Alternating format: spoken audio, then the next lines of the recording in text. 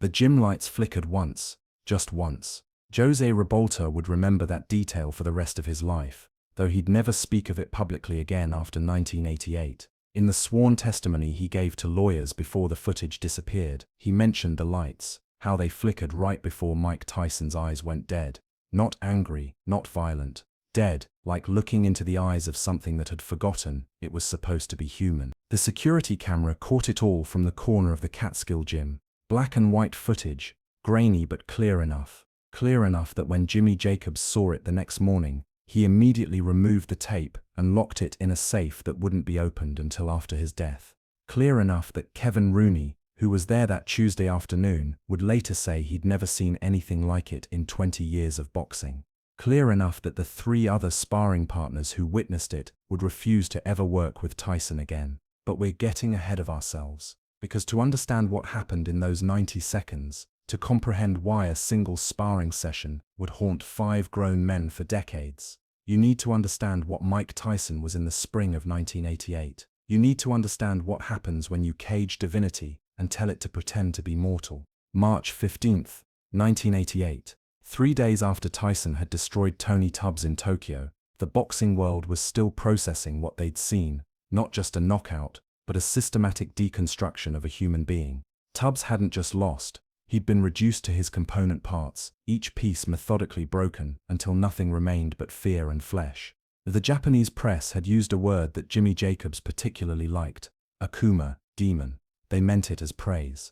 The flight from Tokyo to New York had been 13 hours of silence. Mike sat in first class, still wearing the same sweatsuit he'd put on after the fight, refusing to change, refusing to eat, refusing everything except the occasional sip of water. The stewardesses whispered about him in the galley, this 21-year-old boy who'd just made $2 million in 2 minutes, but looked like he was carrying the weight of something infinite.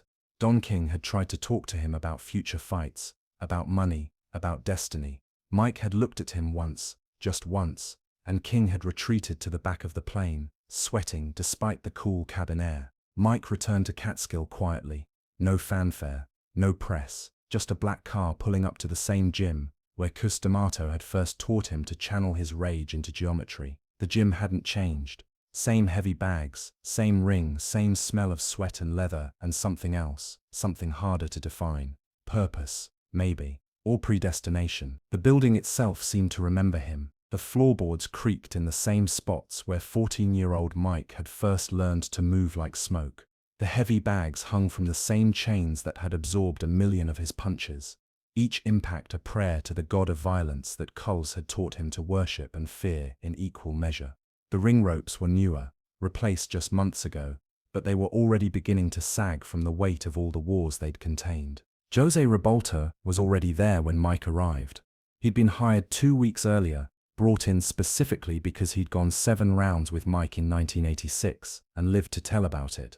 More importantly, he'd hurt Mike in that fight. Caught him with an uppercut in the 2nd round that had actually buckled the champion's knees.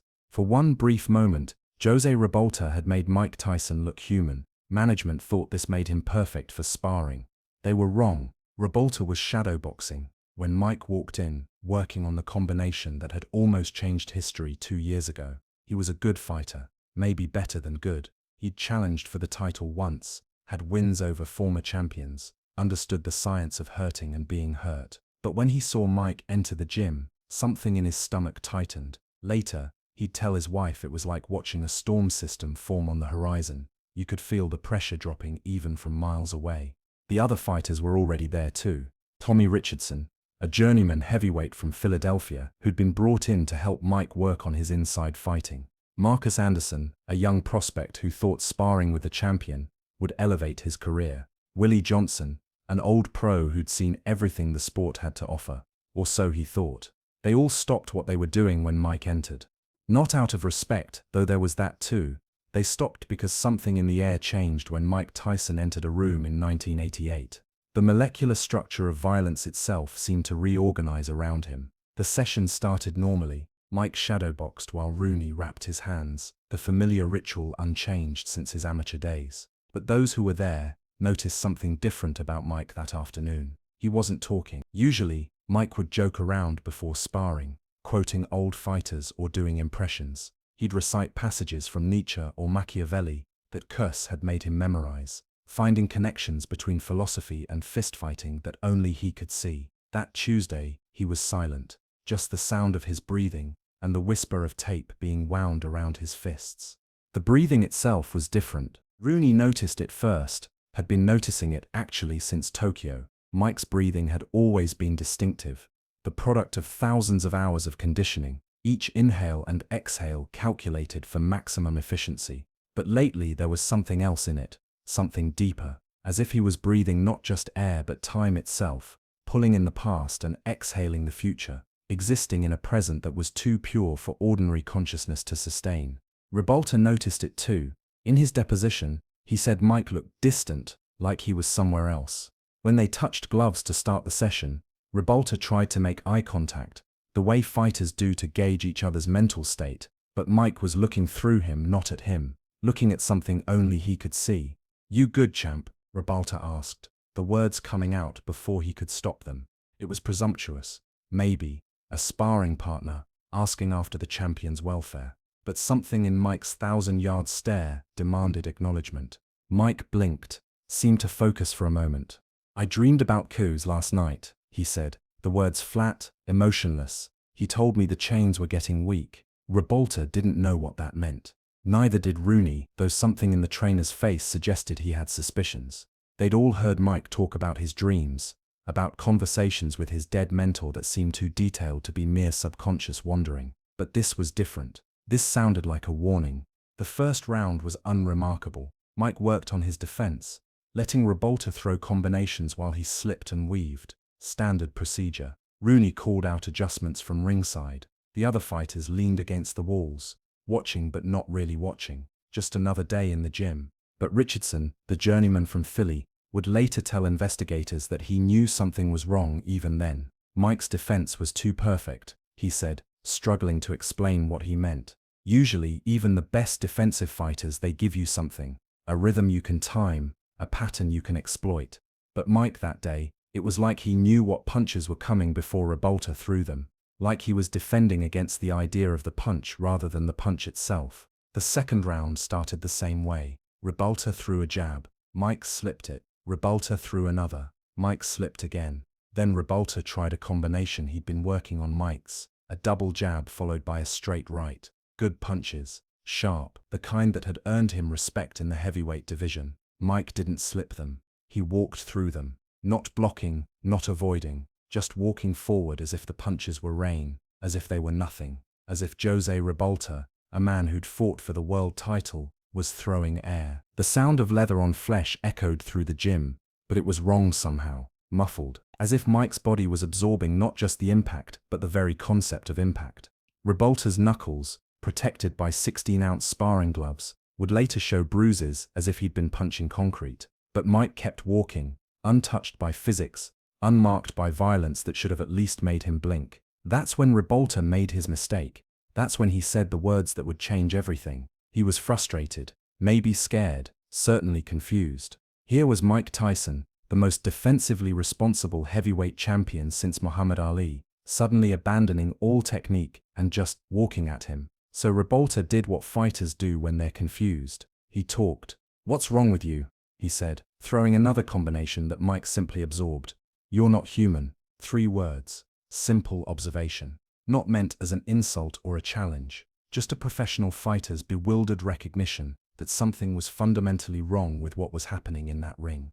But those 3 words hit something in Mike Tyson that Tony Tubbs' best punches never could have touched. The temperature in the gym dropped, not metaphorically. Willie Johnson would swear on his mother's grave that he saw his own breath fog in the suddenly cold air. The heavy bags stopped swaying.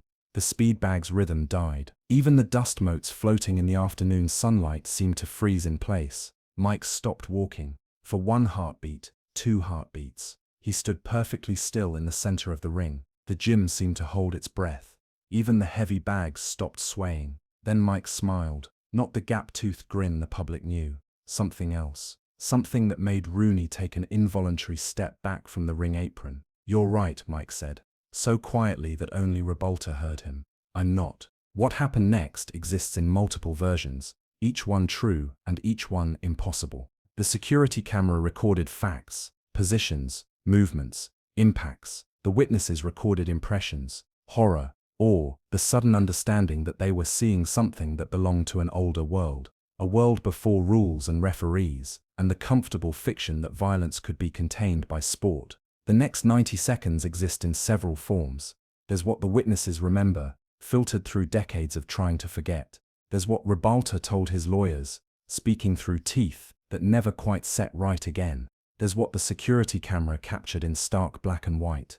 And there's the truth, which is somehow both less and more than all of these combined.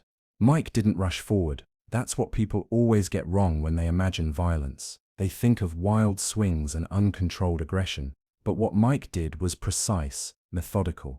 He walked, not charged, walked to Ribalta and threw a single body shot, just one. A left hook to the liver that was so perfect in its execution that Rooney, who'd seen thousands of such punches, would later say it was like watching a mathematician solve an equation. The sound it made was unique, not the usual thud of glove on body, but something deeper, wetter, as if Mike's fist had passed through the surface of Ribalta's body and touched something essential inside. The kind of sound that makes other fighters stop breathing because they recognize it as the sound of someone's soul being separated from their flesh. Ribalta's knees didn't buckle, they simply ceased to function. He dropped straight down, the way a building does when its foundation is expertly demolished. His mouthguard fell out, and with it came a sound that wasn't quite a scream, more like air being forced from a balloon. All the fight, all the resistance, all the humanity leaving at once. But Mike wasn't done, because whatever had been awakened by those 3 words demanded more than just victory, it demanded truth. Mike stood over Ribalta, waiting, not for him to get up. They both knew that wasn't happening, waiting for him to look up, to make eye contact, to acknowledge what he'd unleashed. The other fighters pressed against the walls, trying to become invisible. Marcus Anderson, the young prospect, would quit boxing entirely after that day. I realized he'd tell his son years later that I'd been playing at violence. But Mike was violence. The real thing. The kind that existed before we invented rules to pretend it away. When Ribalta finally raised his head, blood running from his nose in 2 perfect streams, Mike knelt beside him. The camera caught this part clearly. Mike Tyson, heavyweight champion of the world, kneeling beside a broken sparring partner like a priest giving last rites. He put one gloved hand on Ribalta's shoulder and spoke. The camera didn't have audio, but Ribalta would never forget the words. "You see it now," Mike said. "Cus saw it. That's why he tried to put chains on it. But the chains are breaking, Jose.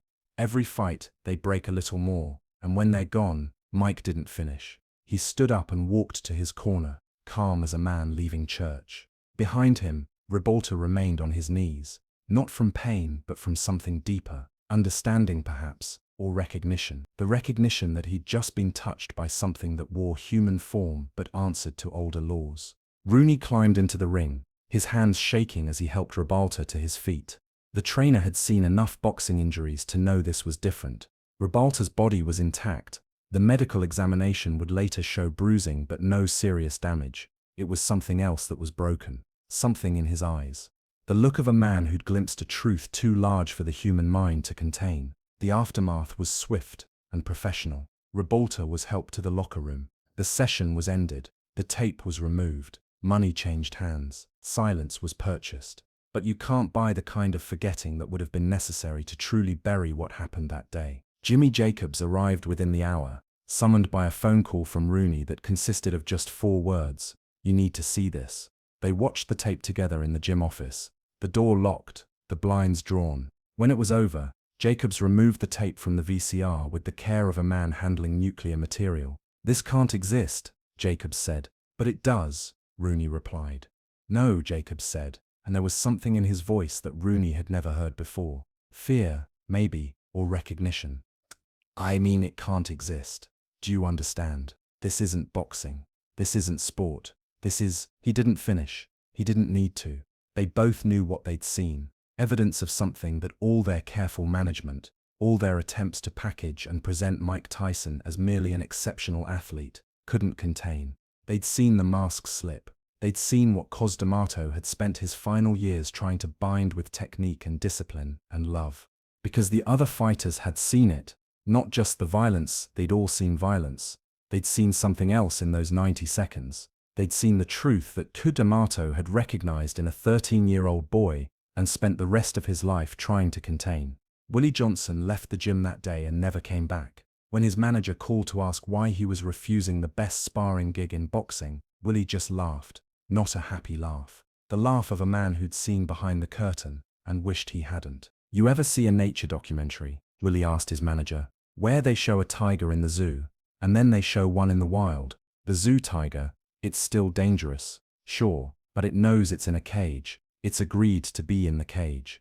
The wild one, he paused, searching for words. The wild one doesn't even understand what a cage is. That's what I saw in that gym, Mike Tyson without the cage. Rooney would quit within the year, not officially because of that day, but those who knew him said he was never quite the same after the Ribalta incident. He'd trained fighters his whole life, understood violence as a tool and a craft. But what he saw that Tuesday afternoon wasn't craft, it was revelation. The change in Mike was subtle but undeniable. He won his next 3 fights by knockout, each one more brutal than the last. But there was something different about the brutality. Before, Mike's violence had been surgical, precise, almost artistic. Now it was something else. Inevitable, as if he was no longer performing violence, but simply allowing it to flow through him unimpeded. Ribalta fought 4 more times after that day, losing 3. In his final interview before retiring, a reporter asked him about his sparring sessions with Mike Tyson. Ribalta smiled, a careful smile that didn't quite reach his eyes, and gave the same answer he'd been giving for years. Mike was a great champion. It was an honor to work with him, but his hands, the interviewer noted, trembled slightly as he spoke. Years later, Ribalta's son would find him in his study, staring at a paused YouTube video of Mike Tyson highlights. "You okay, Pop?" the son asked. Ribalta closed the laptop slowly, deliberately. "You know what the difference is between a boxer and a fighter?" he asked. His son, who'd heard all his father's boxing philosophy before, shrugged. "A boxer hits you with his hands," Ribalta said. "A fighter hits you with his soul." "But Mike," he paused, his hand unconsciously moving to his ribs, to the spot where that perfect liver shot had landed decades ago. "Mike hit you with something else, something that wasn't supposed to be in a human body." The tape itself survived longer than anyone involved expected. Jimmy Jacobs kept it locked away, perhaps understanding that some truths are too heavy for the world to carry. When he died in March of 1988, just days after the incident, his estate found dozens of Tyson fight films, training footage, promotional materials. The Ribalta tape wasn't among them. It had been moved, hidden, protected, or destroyed. No one knew for certain, but rumors persisted. In boxing gyms from Detroit to Dublin, fighters would whisper about the tape, about 90 seconds of footage that showed what Mike Tyson really was when you stripped away the cameras and the crowds and the championship belts. Some claimed to have seen it, though their stories never quite matched. Some said Mike threw 100 punches in those 90 seconds. Others said he threw only 1. All agreed on one thing: what was on that tape wasn't boxing. The security camera had captured it all in grainy black and white. The flickering lights, the perfect body shot, the kneeling, the conversation that couldn't be heard, but could be felt in the very air of the gym. 90 seconds of truth. Too pure for sport, too honest for television, too real for the carefully constructed narrative of boxing. Mike would go on to destroy Michael Spinks. 3 months later, the world would call it the most dominant performance in heavyweight history. 91 seconds of controlled devastation that made strong men weak and weak men quit watching boxing altogether. But those who'd seen the Ribalta tape knew better. They knew that what Mike did to Spinks was merciful by comparison. Spinks got the performance. Ribalta got the truth. The difference was in the eyes.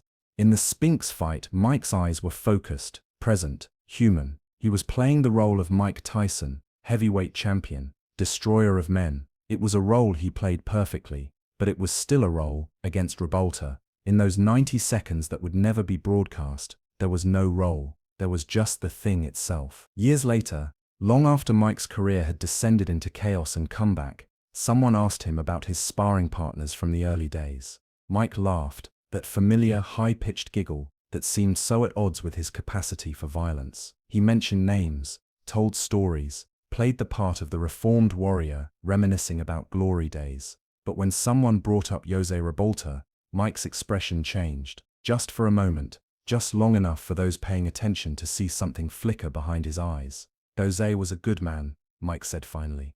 He saw me clearly.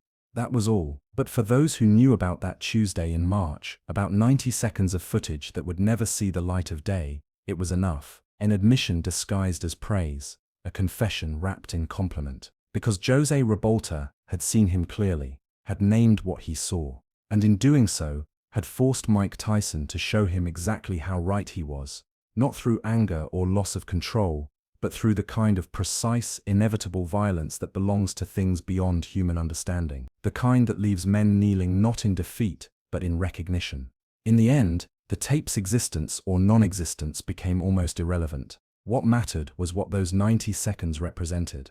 The moment when a man said, "You're not human," to Mike Tyson, and received the most honest answer possible, not in words, but in action, not in rage, but in revelation. The tape may be gone, the witnesses may be silent, but somewhere, perhaps in dreams or in the moments between sleep and waking, that gym in Catskill still echoes with 3 words that were both accusation and revelation: "You're not human." And somewhere in whatever darkness he's made peace with, Mike Tyson still agrees. He still dreams about that day sometimes. Not nightmares. Mike Tyson's nightmares are reserved for other things. These dreams are different, cleaner. In them, he's back in that ring, the lights flickering, Ribalta on his knees. But in the dreams, Cuz is there too, standing in the corner, neither approving nor condemning, just watching, just knowing. "Did I do wrong?" Dream Mike asks. "You did what you are," Dream Cuz replies. "The question is whether you can live with being what you are." Mike always wakes up before he can answer. But perhaps the waking itself is answer enough. Perhaps the fact that he continues to exist, to breathe, to carry the weight of what he is through each day, is the only response possible to questions too large for words. The Catskill gym still stands, though it's different now, renovated, sanitized, safe, but old-timers say that sometimes, late at night, you can still hear it. The sound of that one perfect punch, the whisper of a truth too heavy for the world, the echo of 3 words that changed everything and nothing. "You're not human."